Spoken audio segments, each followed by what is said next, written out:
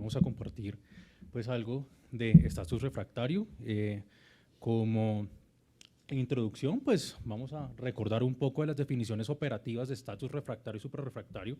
Básicamente el estatus refractario, recordemos que va a ser este tiempo, después del tiempo 2, en la siguiente diapositiva vamos a mirar qué es esto, en donde después de haber iniciado la terapia óptima, obviamente con primera línea, es decir, con uso de benzodiazepinas, y segunda línea con uso de anticonvulsivantes, pues no logramos el objetivo de controlar las crisis electrográficas o electroclínicas. Igualmente, cuando llegamos a estatus suprarrefractario, compartimos la misma, digamos que definición operativa, simplemente lo que nos va a cambiar es en el tiempo, en donde después de 24 horas, obviamente ya estar montados en tercera línea de manejo anticonvulsivante, pues no hemos logrado como tal la modulación de crisis electrográficas. Esto simplemente es para recordar algo que está fuera de la charla, que sería pues el manejo previo a el estatus refractario y suprarrefractario. Recordemos que esas son recomendaciones de la ILAE, donde inicialmente pues previo al tiempo 1 son los primeros 5 minutos, donde pues realmente lo que vamos es hacer como tal toma de paraclínicos, vigilar realmente cómo es la semiología de la, digamos que de la convulsión o del estatus que pueda ser no convulsivo. Posteriormente el tiempo 1 vamos a iniciar pues la terapia farmacológica, que inicialmente la primera línea van a ser benzodiazepinas, posteriormente cumpliendo el tiempo, digamos que en la mitad del tiempo 1, el uso de anticonvulsivantes, y pues ya cuando llegamos al tiempo 2, que va a ser dependiente si es de un estatus convulsivo o no convulsivo, vamos a estar sobre los 30 o los 60 minutos, dependiendo, digamos que estas dos entidades, y de allí en adelante pues va a ser obviamente el motivo de esta charla. Es decir, cuando llegamos a el tiempo 2, que en este caso pues son los 30 minutos, pues vamos a empezar a titular como tal la terapia con uso de terceras líneas, es decir, con nuevos medicamentos anticonvulsivantes, incluso llegando a la anestesia y pues posteriormente al estatus suprarrefractario, que vamos a hablar un poco más adelante. Esto simplemente recordando que digamos que los endpoints en el tiempo 0 y en el tiempo 1 va a ser como tal la modulación de la crisis. Sin embargo, cuando vemos los endpoints de estatus refractario y suprarrefractario, realmente lo que vamos a ver es la modulación básicamente electrográfica medida por patrones de pore suppression, es decir, primer mensaje importante de la charla. Cuando nosotros nos estamos enfrentando a este tipo de pacientes, necesariamente tenemos que tener una monitoría multimodal, entre ellas la electroencefalografía, que probablemente va a ser nuestro target terapéutico inicialmente. Esto simplemente, digamos que para ir entrando, vemos de que el estatus suprarrefractario pues obviamente es después de 24 horas, y vemos que cuando valoramos las posibles, digamos que complicaciones y alteraciones neurofuncionales a largo plazo, van a estar directamente relacionadas con la duración del estatus epiléptico. Es decir, nosotros tendremos que intentar modular la crisis como tal en el tiempo rápido, con el fin obviamente de disminuir el riesgo de complicaciones, y asimismo valorar la severidad, que pues básicamente lo que hacemos usualmente es la aplicación del STESS score, con el fin, pues obviamente, de plantear las posibles severidades que podemos tener en este paciente. Esto simplemente llegamos ya al estatus refractario, es decir,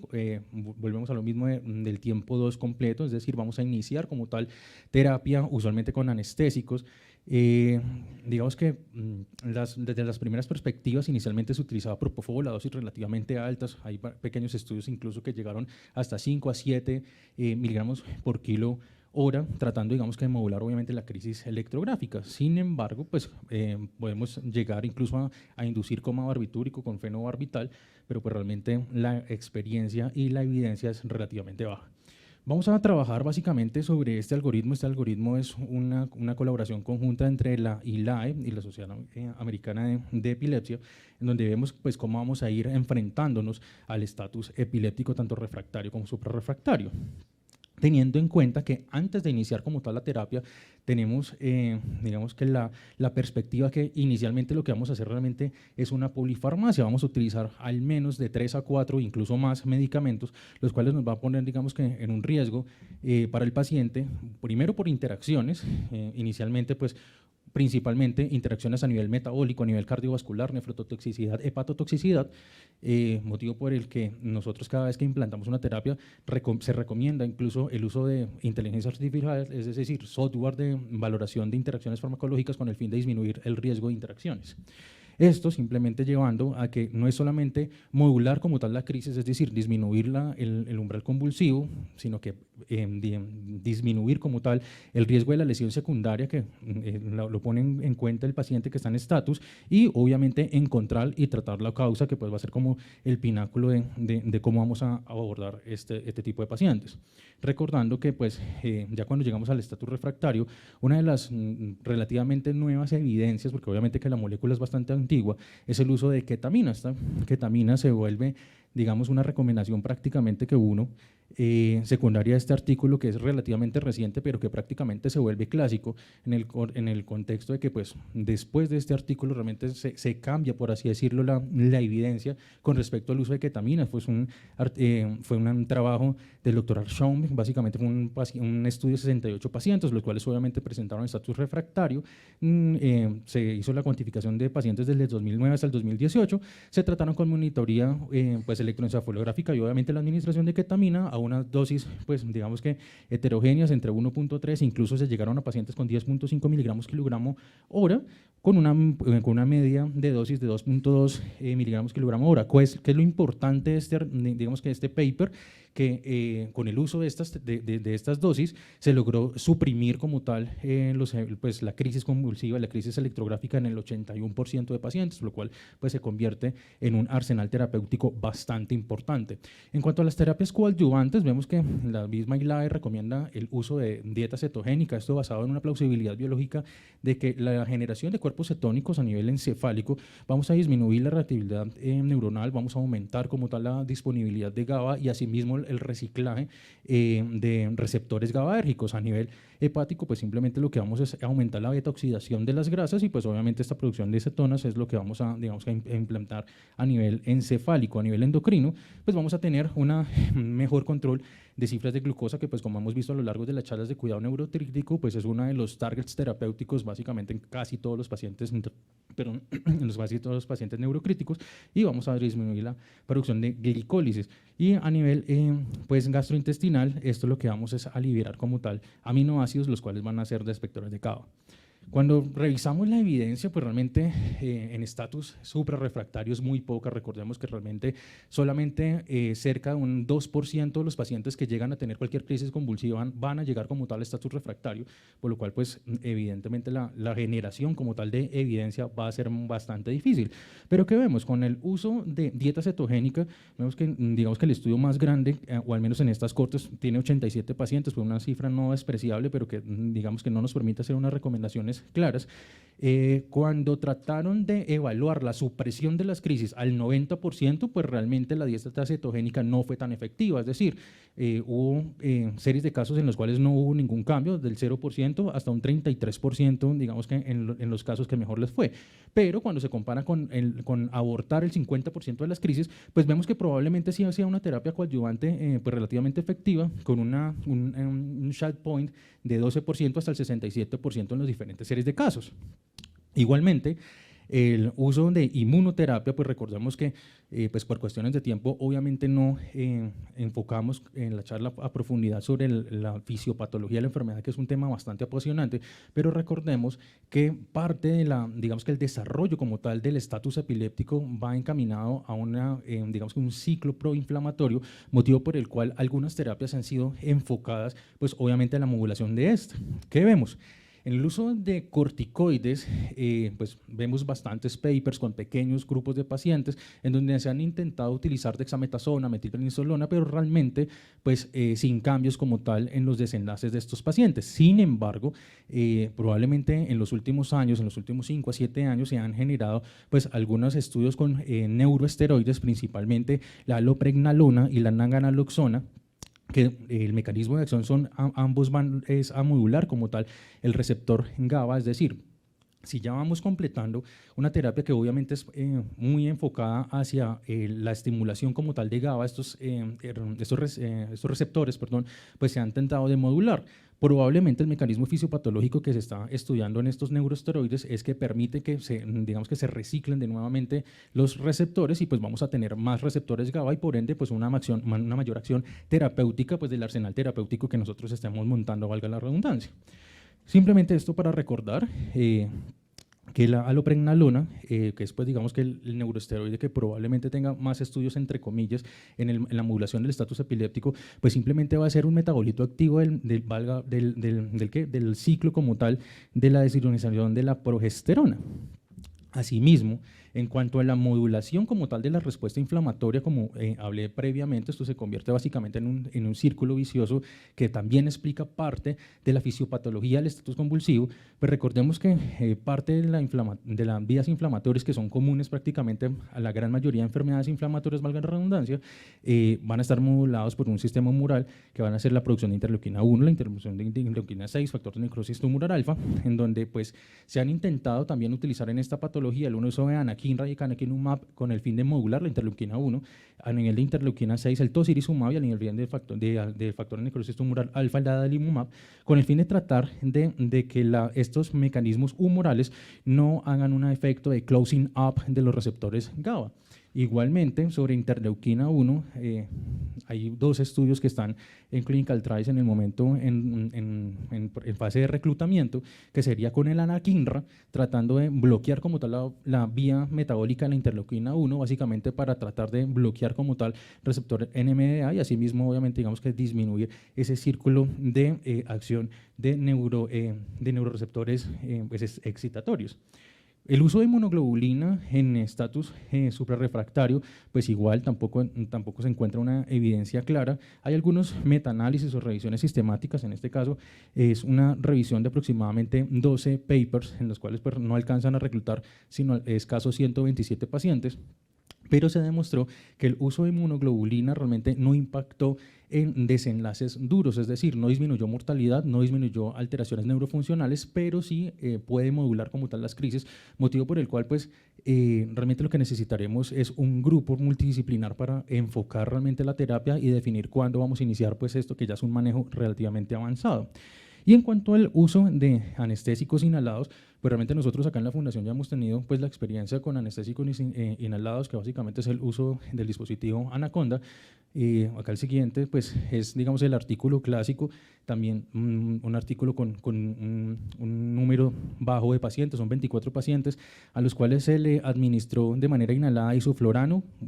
a un solo paciente desflorano, y se demostró que hubo como tal control de las crisis electrográficas en aproximadamente el 50%, es decir, se convierte en un arsenal terapéutico también bastante importante para el manejo del estatus refractario y suprarrefractario. Sin embargo, a la luz de la nueva evidencia, lastimosamente no hay, digamos, estudios aleatorizados o estudios pivotales, pero probablemente cuando utilicemos anestesia inhalada,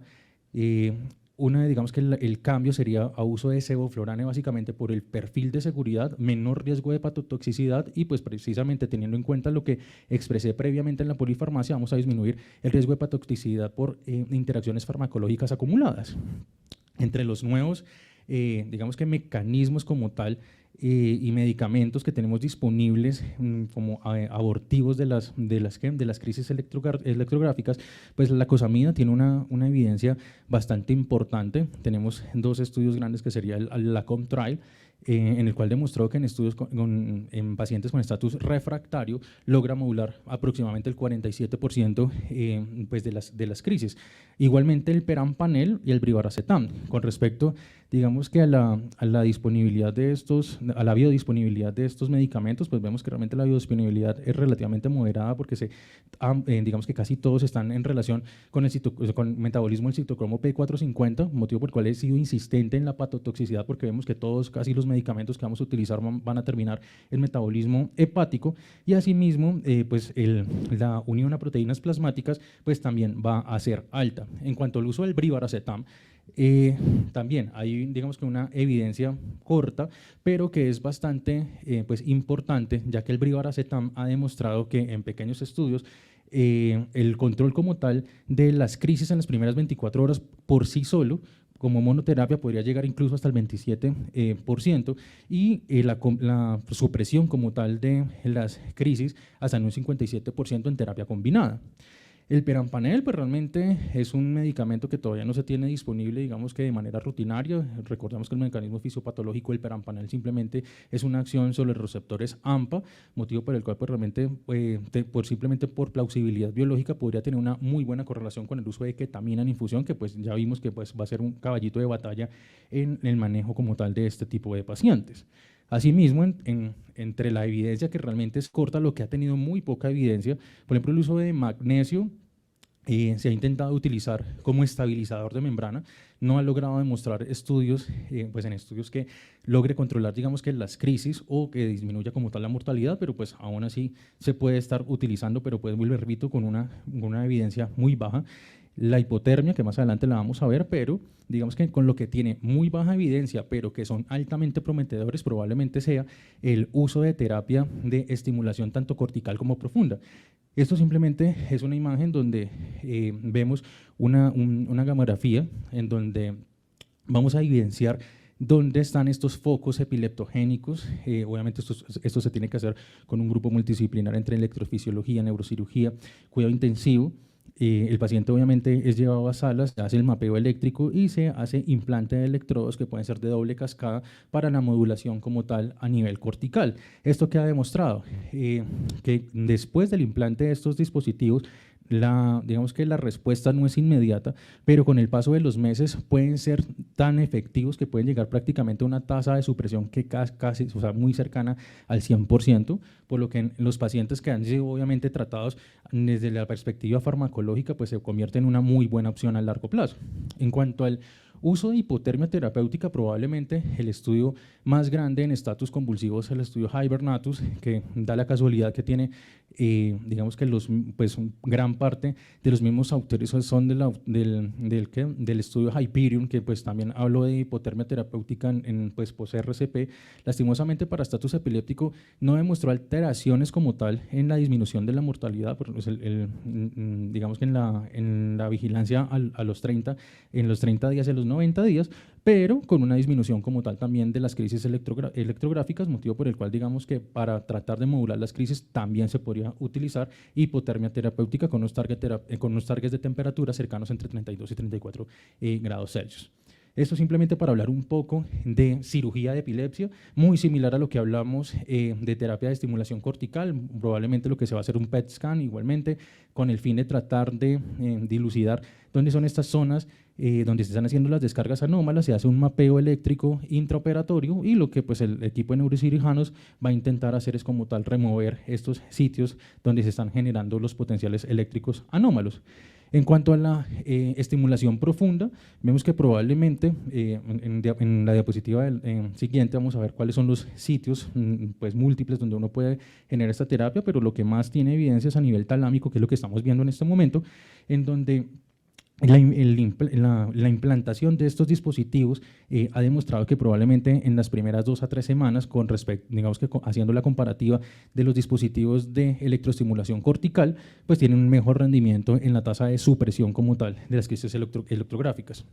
Otra de las cosas que podemos utilizar desde la perspectiva pues de electroestimulación,